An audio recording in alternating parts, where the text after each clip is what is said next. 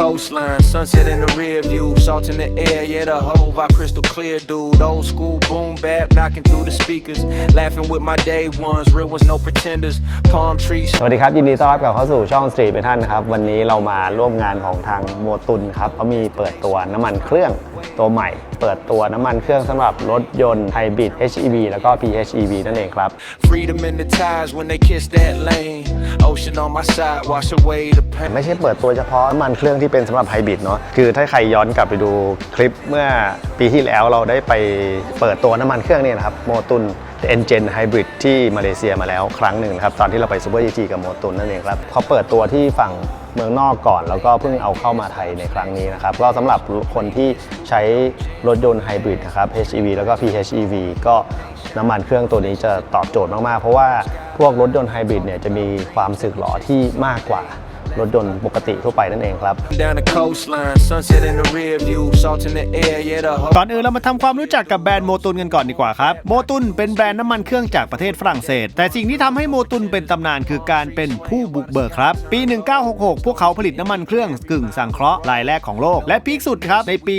1971 กับโมตุน 300V น้ำมันเครื่องสังเคราะห์แท้ 100% รายแรกสำหรับรถยนต์ครับและจากสนามแข่งสู่ท้องถนนกว่า 170 ปีที่โมตุนไม่เคยหยุดพัฒนานี่แหละครับเหตุผลที่สายซิ่งทั่วโลกไว้วางใจก่อนอื่นเลยวันนี้เรามาร่วมงานเขามีกิฟต์เซตนะครับจากโมตุนคุณภาพแบบดีมากอะกล่องดีมากครับแล้วโลโก้สวยเลยเดี๋ยวมาดูซิว่าวันนี้เขามีของอะไรข้างในท่านข้างในมีสมุดโน้ตโมตุนนะครับแล้วก็ปากกาโมตุนมีร่มด้วยเอาไว้ลุยงานถ่ายงานเผื่อฝนตกที่แต่กิฟต์เซตเขาดูดีมากเลยอันนี้คืออะไรอ่ะกระบอกน้ำอันนี้ได้ใช้แน่นอนเพราะว่าไว้กินกาแฟตอนเช้าเนเช่นี่เท่คือด้วย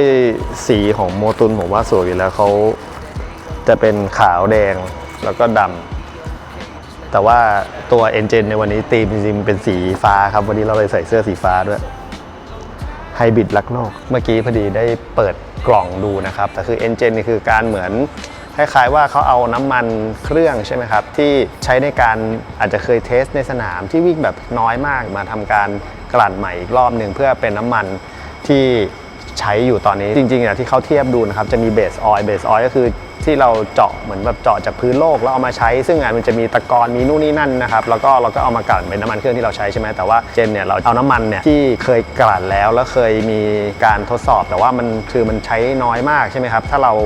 ทิ้งไปเนี่ยมันจะเป็นการเขาเรียกว่าสิ้นเปลืองทรัพยากรแล้วทำให้เขาเอากลับมาทำใหม่ใช้ใหม่แล้วก็มันจะเพิ่มประสิทธิภาพได้ดีกว่าการที่มีเอาเบสออยล์เดิมๆมาทำด้วยนะครับอันนี้เขาก็จะเป็นแผนภูมิในการที่แบบเข้าโรงกันนู่นนี่นั่นมาจนกลับมาเป็นน้ำมันเครื่องที่เราใช้กันอยู่ในครั้งนี้ซึ่งวันนี้จะมีเปิดตัวอะไรในหลายๆตัวอยู่เหมือนกันครับหยิบกระเป๋าเจมบอลครับมาซนกระเป๋าเจมบอลเขาเมื่อกี้จากที่คุยกับพี่เขาเลยยิ่งอยากรู้เข้าไปใหญ่นี่คือจริงๆแล้วเนี่ยเบสออยล์ที่เราขุดมาแล้วเราทำการกรรมวิธีมาเนี่ยมันจะใสๆแบบนี้เลยนะครับอันนี้คือเบสออยล์ส่วนอันเนี้ยที่เป็นที่เขา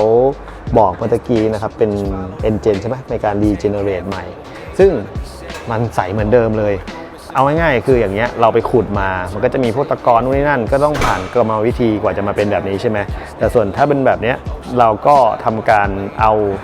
น้ำมันที่เคยกรองมาเรียบร้อยแล้วมากรองอีกทีนึงเพื่อให้มันกลับมาใสแบบนี้เหมือนเดิมนะครับและที่เราเห็นพวก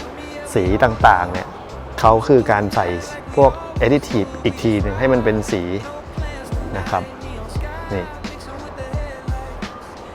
เรียกว่าน้ำมันที่จากที่เราจะทิ้งให้เสียเปล่าเนี่ยก็จะมาเป็นแบบนี้นั่นเองครับนี่เป็นกระเป๋าเจมบอลเขาให้ดูนะครับ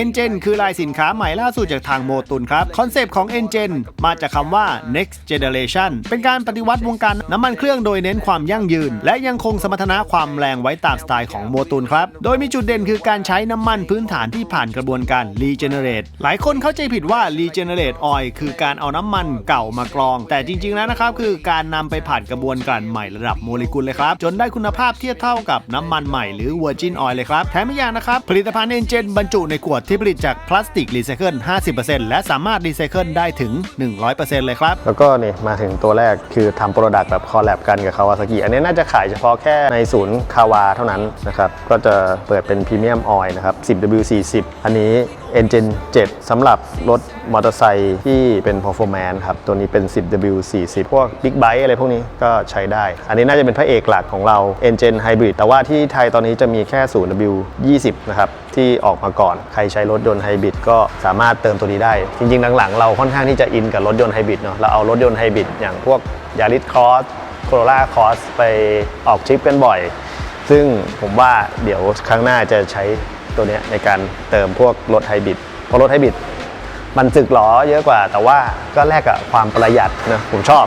แล้วก็ตอนนี้มีอีกตัวหนึ่งจะเป็น Engen Matic น้ำมันเกียร์เขาทำเป็นน้ำมันเกียร์มาด้วยนะครับ ATF นี่ก็เป็นสูตรใหม่นะครับน้ำมันเบรกโมตุนก็ทำมาใหม่เหมือนกันนะครับเป็นดอท 5.1 มาเปิดตัวในครั้งนี้ส่วนอันนี้เห็นว่า coming soon อันนี้งานคอลแลบเหมือนกันครับคอลแลบกับ MotoGP 10W40 สำหรับมอเตอร์ไซค์ครับเพื่อนๆเชื่อไหมครับว่าเครื่องยนต์ไฮบริดอาจจะสึกหรอไวกว่ารถทั่วไปเพราะระบบ Start Stop ที่ทำงานตลอดเวลาเครื่องเดี๋ยวติดเดี๋ยวดับทำให้เครื่องเย็นบ่อยน้ำมันเครื่องไม่ทันร้อนส่งผลให้เกิดความชื้นและคราบเขม่าสะสมในเครื่องยนต์ได้ง่ายครับแก้ปัญหานี้ได้ด้วยโมตุน Engen Hybrid น้ำมันเครื่องที่ออกแบบมาเพื่อรถยนต์ไฮบริดโดยเฉพาะเป็นไฮไลท์ในการเปิดตัวงานในวันนี้เลยครับจุดเด่นก็คือฟิล์มน้ำมันที่ลื่นพิเศษปกป้องทันทีที่สตาร์ทและช่วยจัดการความชื้นไม่ให้ทำลายเครื่องยนต์ครับรวมถึงเขาเคลมว่าวิ่งได้ไกลขึ้น45 กิโลเมตรต่อถัง36 ลิตรเลยนะครับประหยัดน้ำมันขึ้นถึง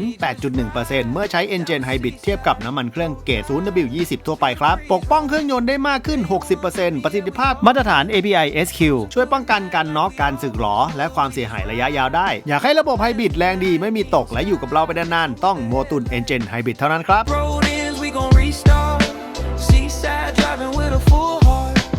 Late night gas stop snacks on the สวัสดีครับผม สวัสดีครับ สวัสดีครับก็วันนี้มาอยู่กับพี่คารันนะครับอยากจะ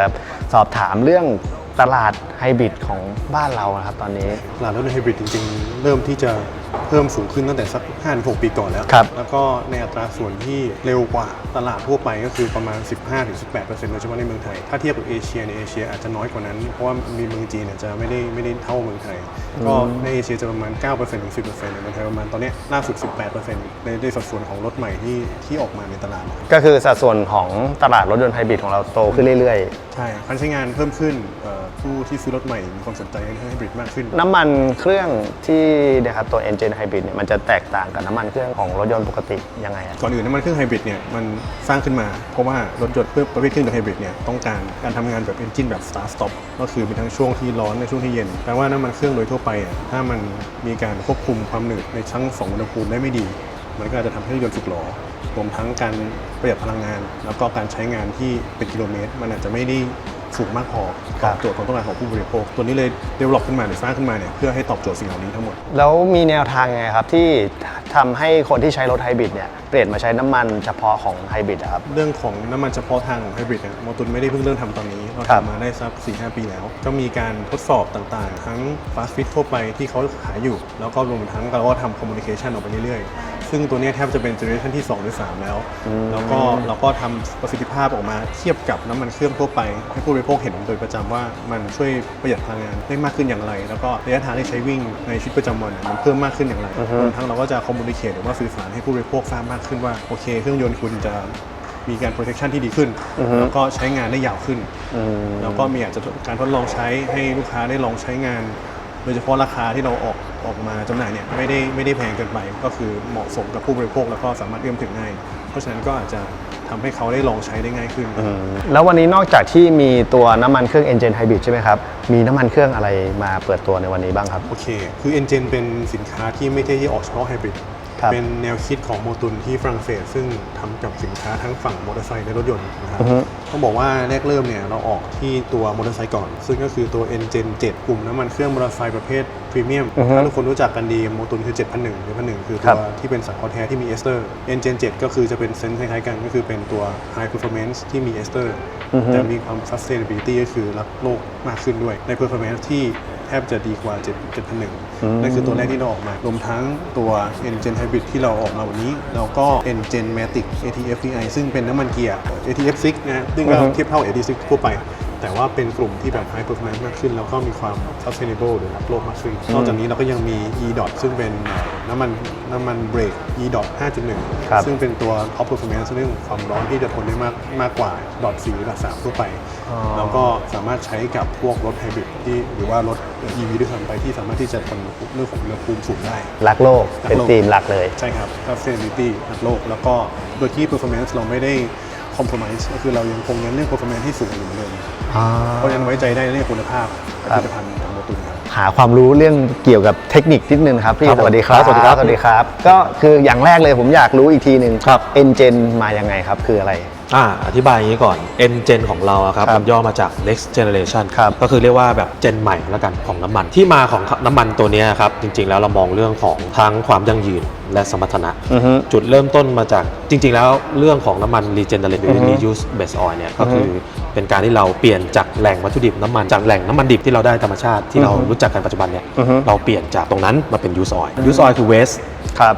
เมื่อก่อน use oil เราไม่ได้ใช้อะไรเรามาปุ๊บเรากำจัดทิ้งแต่วันนี้เรามีเทคโนโลยีที่ดีพอที่เราจะเทิร์นตัวเนี้ยครับกลับมาให้เป็นน้ำมันใหม่นี่แหละคือที่มาของตัวคำว่า N-Gen ใช่เราต้องการให้เกิดทรัพยากรหมุนเวียนอย่างยั่งยืนครับและในขณะเดียวกันก็ยังไม่ลืมความเป็นโมตุนนั่นก็คือสมรรถนะก็ต้องมาเช่นเดียวกันนี่ก็เลยเป็นที่มาของ N-Gen ถ้าให้มองกันจริงอะโมเลกุลของน้ำมันไม่ได้เสื่อมสภาพแค่แบบเราใช้แค่เพียง1กิโลถ้าเรามองเข้าไปลึกๆเนี่ยสิ่งที่เสื่อมสภาพในตัวของน้ำมันจริงเนี่ยมันก็จะเป็นเรื่องของสารเพิ่มคุณภาพที่อยู่ในน้ำมันครับตัวน้ำมันเองก็จะเสื่อมสภาพได้แต่มันไม่ได้เร็วเรากำลังดึงตัวโมเลกุลตัวนี้ครับกลับมาใหม่เราคัดเลือกมันและเอากลับมาผลิตใหม่โดยการทำยังไงเราเอามาทั้งทำความสะอาดมันนะครับให้กำจัดสิ่งสกปรกที่แขวนลอยอยู่ในนั้นแล้วเราก็เอามาผลิตใหม่โดยกระบวนการผลิตน้ำมันเหมือนกับเทคโนโลยีที่ใช้อย่างแพร่หลายเพื่อให้เกิดมาเป็นน้ำมันตัวใหม่ไม่ใช่เป็นการกรองกลับมาใใช้อันนั้นคือความเข้าใจที่ผิดก็คืออันนี้ที่อยู่ข้างหลังก็คือเหมือนพูดง่ายๆเราเอาน้ำมันตัวนี้เราก็มาเข้ากระบวนการเหมือนเดิมใหม่เลยใช่ครับเหมือนเดิมใหม่เลยแต่แค่ทำกลับมาแค่เราเปลี่ยนแหล่งของตัววัตถุดิบจากเวสมาเป็นของที่ใช้ได้ก็คือเป็นที่มาของ N-Gen ก็คือ New Generation นั่นเองเพราะว่าเราก็ไม่รู้อนาคตน้ำมันจะหมดหรือเปล่าอะไรแบบนี้ด้วยใช่ไหมครับต้องครับอย่างตัวน้ำมันเครื่อง N-Gen Hybrid เนี่ยมันช่วยเรื่องการสึกหรอของการสตาร์ทรถไฮบริดยังไงครับโอเคจริงๆแล้วเนี่ยเครื่องยนต์ไฮบริดดูเหมือนว่าตัวเครื่องยนต์เองจะไม่ได้รับภาระอะไรเยอะแต่จริงๆแล้วเขามีภาระที่เขาต้องรับอยู่เช่นเดียวกันภาระของเขาก็คือการที่เครื่องยนต์เขาจอดสตาร์ทสต็อปบ่อยๆเพราะว่าเครื่องยนต์ไฮบริดการทำงานเริ่มต้นมันดันด้วยมอเตอร์ใช่ครับนะครับแล้วค่อยเปลี่ยนเป็นเครื่องยนต์เมื่อรอบความเร็วถึงอะไรถึงแต่ทีเนี้ยตอนที่มันความเร็วถึงตรงนั้นน่ะมันจะทำน้ำมันถ้ามันไม่ไหลลื่นได้ดีพอ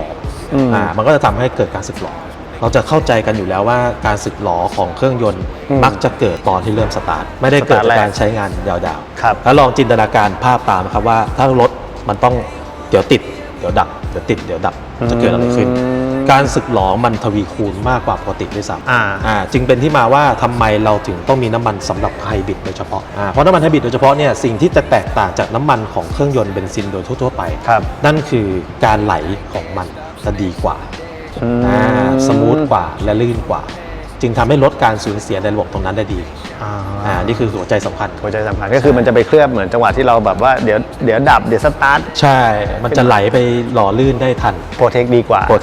ตอนนี้เรามีหลายตัวมี N-Gen 7 มีตัวอื่นเนี่ยคือมันแตกต่างจาก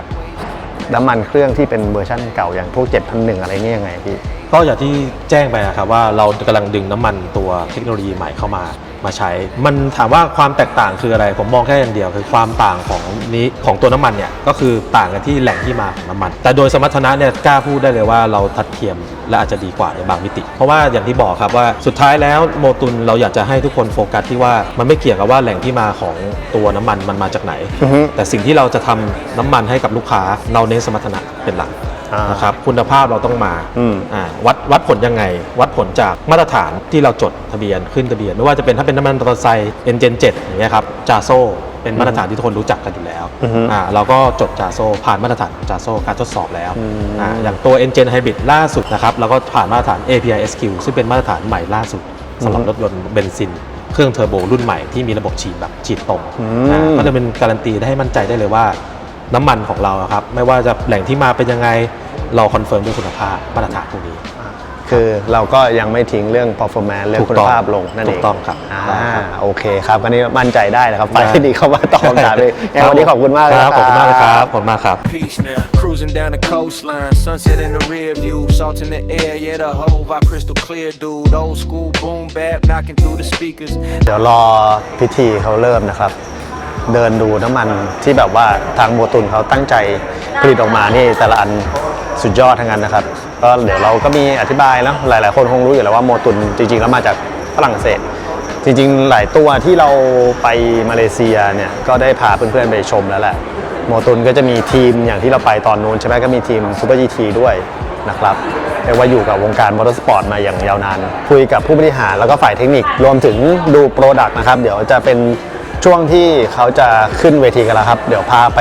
ชมบรรยากาศทางด้านในดีกว่าก็เดี๋ยวผู้บริหารก็จะขึ้นมาบนเวทีอีกรอบหนึ่งนั่นเองครับเราเป็นเด็กเรียนอยู่แล้วนั่งหน้าห้อง คุณนุ่นครับวันนี้วันวาเลนไทน์ด้วยมอบน้ำมันเครื่องให้ ต้อนรับทุกท่านเข้าสู่งานแถลงข่าวเปิดตัวโมตุนเอเจนต์ไฮบริดครับวันนี้อยู่กับผมคณิตวานิกมลนันท์ท็อปนะครับรับหน้าที่เป็นผู้ดำเนินรายการนะครับแล้วก็ขอบพระคุณไปยังพันธมิตรของทางโมตุนทุกแขนงเลยไม่ว่าจะเป็น Street Metal Sandwich Media Route 22 Casa Headlight Met Life of Bike Sirinit KSM 36และนิตยสาร Motocross ขอเสียงปรบมือให้กับทุกท่านที่นั่งอยู่ด้านหน้าผมเลยนะครับประมาณสัก60-70 ปีที่แล้วเราเปิดตัวผลิตภัณฑ์ตัวแรกที่เป็นกลุ่มกึ่งสังเคราะห์เป็นคนแรกของโลกแล้วเราก็เปิดผลิตภัณฑ์ตัวใหม่เป็น Fully Synthetic สังเคราะห์แท้ 100% รวมทั้งตัวที่เป็นแฟลกชิพของเราที่ชื่อว่า300 ปีซึ่งทุกท่านอาจจะรู้จักกันในนามของสินค้าที่ใช้ในการแข่งขันนะครับซึ่งมันเคยเป็นภาพของ Racing มาตลอดแล้วเราก็เป็นผู้นำในการที่จะ break through ต่างๆไม่ว่าจะเป็นสู่สินค้าใหม่ๆผลิตภัณฑ์ใหม่ๆวันนี้ก็เช่นกันครับผมรู้สึกเป็นเกียรติมากที่ได้เปิดตัวผลิตภัณฑ์ตัวนี้ซึ่งเป็นนวัตกรรมใหม่นะครับซึ่งอย่างที่ทางที่ก่อนเขาแจ้งให้ทราบไปว่าเป็นสินค้าที่เราไม่ได้คอมโพรไมซ์หรือปฏิบัตินอมในเรื่องของคุณภาพและ performance แต่เราสนใจทั้งเรื่องของ performance และก็เรื่องของ sustainability ด้วยความที่โลกของเราต้องการคาร์บอนฟุตพริ้นท์ที่ดีขึ้นแล้วก็เรื่องของรักโลกให้มากขึ้นนะครับ3 2 1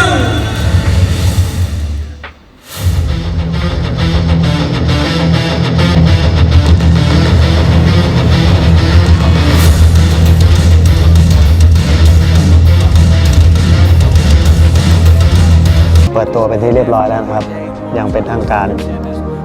น่าใช้มากทิศทางของรถตระกูลไฮบริดมันเพิ่มมากขึ้นเราจะเห็นว่าโดยจากรูปเนี่ยจะเห็นว่าในประเทศไทยนะครับเครื่องยนต์สันดาปยังเป็นเครื่องยนต์ที่เป็นเมนหลักของประเทศนะฮะแล้วเราก็ยังมีทิศทางการเพิ่มขึ้นของรถยนต์ไฟฟ้าเพียงแต่ว่าในวันนี้นะครับผมจะบอกว่าแนวโน้มมันเริ่มเปลี่ยนมันเริ่มเทิร์นตัวเองไปการเป็นรถยนต์ไฮบริดแทนจะเห็นว่าเป็นพวกไฮบริด EV HEV อย่างนี้หรือ Plug-in Hybrid เนี่ยแนวโน้มมันเพิ่มขึ้นเรื่อยๆหลายต่อหลายคนเนี่ยในท้องตลาดเนี่ยยังรู้สึกว่าเราสามารถใช้น้ำมันอะไรก็ได้ในรถยนต์ไฮบริดเพราะมองว่าน้ำมันมันก็คือแค่เบอร์ถูกต้องรถยนต์เหมือนกันมันก็เป็นสินค้าปกป้องเหมือนกันแต่จริงๆแล้วไม่ใช่ตัวนี้คือเรียกว่าไลน์อัพของตัวของโมตุนกันที่เราใช้เทคโนโลยีเรียกว่า Engine วันนี้เนี่ยคือมี N7 Hybrid นะครับที่ออกมาวันนี้แต่ก่อนหน้านี้เรามี N7 7และ N7 5ซึ่งเป็นน้ำมันของกลุ่มรถมอเตอร์ไซค์หลายท่านคงรู้จักกันดีแล้วเพราะมันขายอยู่ในตลาดเป็นสักพักหนึ่งแล้วนะครับส่วนอีกตัวหนึ่งเนี่ยที่เป็นสีชมพูคือ N7 Matic นะครับ ADF VI ตัวนี้เป็นน้ำมันเกียร์ที่เป็นออกเป็นไลน์อัพเดียวกันมาที่เรามาผนวกเข้ากับ N7 Hybrid เพราะว่าเราเสนอมาเนี่ยอย่างที่บอกครับโมตุนเนี่ยไม่ได้มองแค่เรื่องน้ำมันเครื่องเราต้องการที่จะสร้างผลิตภัณฑ์ที่ครบวงจรN7 Hybrid เคยได้ยินมาว่า Regenerate Base Oil หรือน้ำมันที่ทำมาจากน้ำมันเครื่องเก่าเอามากองเอามาอะไรอย่างเงี้ยนะครับมันจะดีจริงเหรอเราไม่ได้เอาน้ำมันเสียกลับมาใช้ต้องบอกตรงๆว่าโมเลกุลน้ำมันเนี่ยมันไม่ได้เสียทันทีสิ่งที่เสื่อมคุณภาพไปในตัวน้ำมันเนี่ยหลักๆเลยเนี่ยก็คือมีตัวสารเพิ่มคุณภาพที่เราใส่เข้าไปข้างในมันถูกใช้งานไปตลอดอายุการใช้งานของมันแต่ตัวเนื้อน้ำมันเองเนี่ยไม่ได้เสื่อมทีเดียวเพราะฉะนั้นเนี่ยพอมันไม่เสียปุ๊บเราเลยสามารถที่จะดึงมันกลับมาได้ถึงบอกว่าเราก็ต้องไปคัดเลือกก่อนว่าไม่ใช่น้ำมัน use oil ทุกที่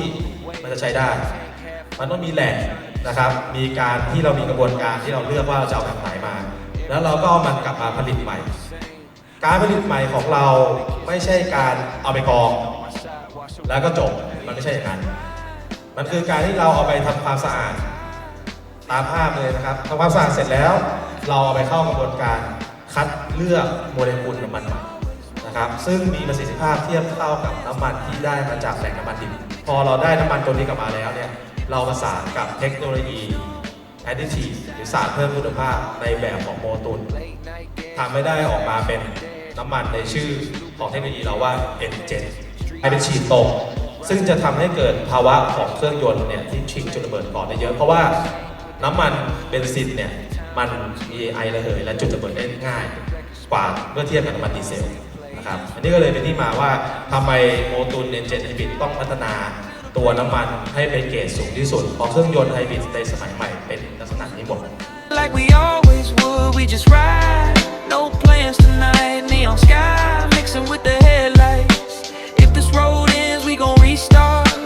สำหรับเพื่อนๆที่ใช้รถยนต์นะครับไฮบริดแล้วต้องการความแรงประหยัดทนทานที่พิสูจน์ได้จริงนะครับโมตุน N7 Hybrid คือคำตอบครับก็วันนี้ผมขอตัวลาไปก่อนนะครับก็ฝากน้ำมันเครื่องดีๆจากทางโมตุนไว้ด้วยแล้วกันเจอกันคลิปต่อไปครับ Speakers, laughing with my day ones, real ones, no pretenders. Palm trees swaying while the sky turn gold. Stories getting deeper every mile of road. No destination, we just follow the wave. Tank half full, but we ain't trying to be saved. Polaroid moments in my mental frame. Every turn we take, yeah, it feel the same. Freedom in the ties when they kiss that lane. Ocean on my side, wash away the pain. We just ride down the seaside.